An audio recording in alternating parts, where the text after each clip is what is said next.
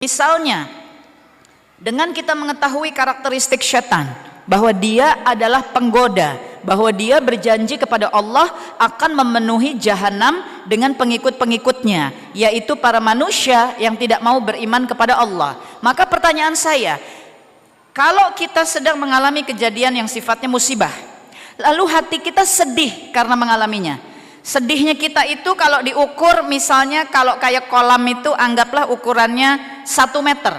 Pertanyaan saya kepada Umi dan Ukhti, kalau kesedihan kita ibaratnya seperti kolam ukurannya 1 meter, perilakunya setan akan membuat kita tambah naik ke permukaan. Dari 1 meter sedihnya berkurang jadi 50 cm, berkurang lagi sedihnya jadi 0. Atau setan akan menenggelamkan kita sampai 2 meter sampai 3 meter. Yang mana perilaku setan? Yang pertama atau yang kedua? Yang kedua. Dia akan terus menarik kita semakin tenggelam, makin ngerasa sedih, makin merasa sia-sia, makin ngerasa hidup nggak ada artinya, karena itu perilaku syaitan.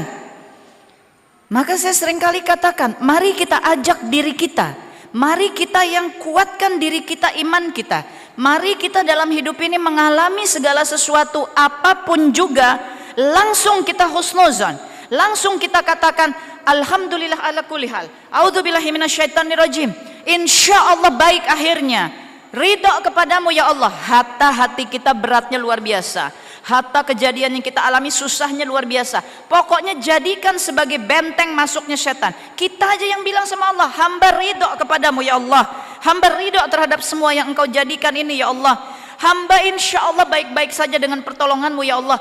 Itu sebetulnya kita sedang menghantam mundur setan. Sebab jika tidak, pertama, takdir Allah tidak bisa dirubah. Umi, Ukhti ngalami kesusahan, kesusahan itu terjadi, apakah itu bisa dirubah?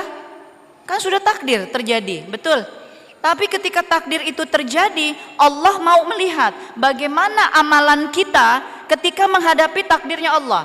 Lalu kemudian kita ingat, amalannya aku mesti husnuzon, setan gak akan suka. Jadi kalau Umi nggak berjuang untuk husnuzon, kalau Ukhti nggak berjuang untuk husnuzon, setan akan terus membawa kita kepada suuzon. Bahkan ujungnya kita sampai bisa kepengen bunuh diri, sampai kita nggak kepengen ketemu orang, sampai kita jadi nggak bisa mikir, bengong terus, sampai kita bilang nggak nafsu makan, sampai kita bilang nggak nafsu ibadah, sampai kita bilang nggak nafsu ketemu orang. Dihancurkan kita sama setan. Hidup ini memang perjuangan. Perjuangannya bukan saingan sama manusia. Kalau sama manusia nggak perlu ada saing-saingan, nggak perlu ada iri-irian, nggak perlu ada saling pamer, nggak perlu ada dengki, nggak perlu ada sombong. Kenapa? Karena setiap manusia sudah ditentukan keadaannya oleh Allah Subhanahu wa ta'ala. Hatta bunda dengki kepada teman yang punya mobil 5 dan mobil bunda cuma 1. Mau dengkinya sampai kapanpun, kalau kata Allah bunda takdirnya mobilnya 1, nggak bakal nambah jadi 5. Jadi buat apa dengki? Sudah ditentukan sama Allah. Dengan sesama manusia ini, ujiannya dari Allah bukan siapa yang lebih kaya, siapa yang lebih terkenal. Ujiannya dari Allah siapa yang lebih mampu menjaga ukhuwah dan silaturahim. Karena itu perintah Allah, Ali Imran 103. Ya. Jadi perjuangan dalam hidup ini, pertempurannya adalah dengan syaitan.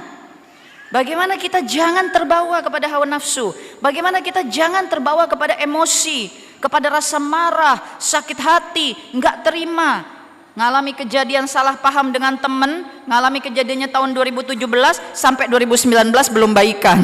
Ya, memang dasar syaitan ya. Kalau perlu sampai kita mati jangan baikan lagi. Tiap kali dari jauh ngelihat mukanya, aku mah kesel sama dia, buang muka, gitu ya. Tiap kali dari jauh kita, itu dia datang, kita menghindar aja, menghindar, gitu. Setan maunya gitu, ya. Kadang-kadang kita sampai emosi, ndak tak maafkan dia 7 turunan, biar tahu rasa dia, gitu ya. Astagfirullahaladzim wa atubu ilaih. Antar sesama manusia ujiannya dari Allah adalah ukhuwah, silaturahim, itu ujiannya. Siapa yang berusaha menjaga, siapa yang berusaha menyambungkan, ya.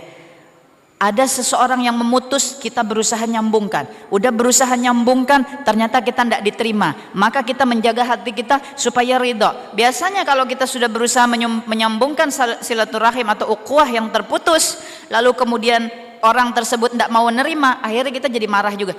Udah bagus aku mau mendekati, dia tetap begitu.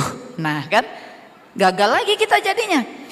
Padahal tuh ya Bu ya, aku mah selama ini diam aja, dia yang salah paham. Udah bagus aku yang mau mendekati, tapi dianya begitu. Ya sudah, rugi semuanya.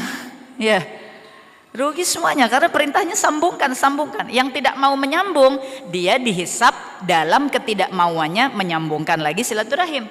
Yang berusaha nyambungkan, dia dihisap karena dia berjuang menyambung silaturahim. Yang kita butuh akhirat apa dunia? Akhirat. Dunia akan ditinggalkan di belakang. Selesai dunia. Ya. Maka kalau lagi marah, lagi kesel, lagi ada salah paham, lagi merasa disakiti orang, lagi merasa ditipu, lagi merasa dikerjai, lagi merasa didolimi, ingat bahwa Allah memperhatikan kita. Allah memperhatikan bagaimana perilaku kita menghadapi takdir Allah itu. Hatta orang lain yang salah sama kita, hatta orang lain yang mendolimi kita, tapi Allah memperhatikan masing-masing kita. Yang dolim, dia sudah ada hisapnya pada Allah, betul? Yang hak dan batil bisa nggak ditukar-tukar di hadapan Allah? Nggak bisa, betul?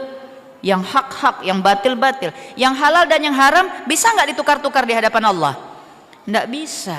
Jadi sudah kita serahkan kepada Allah.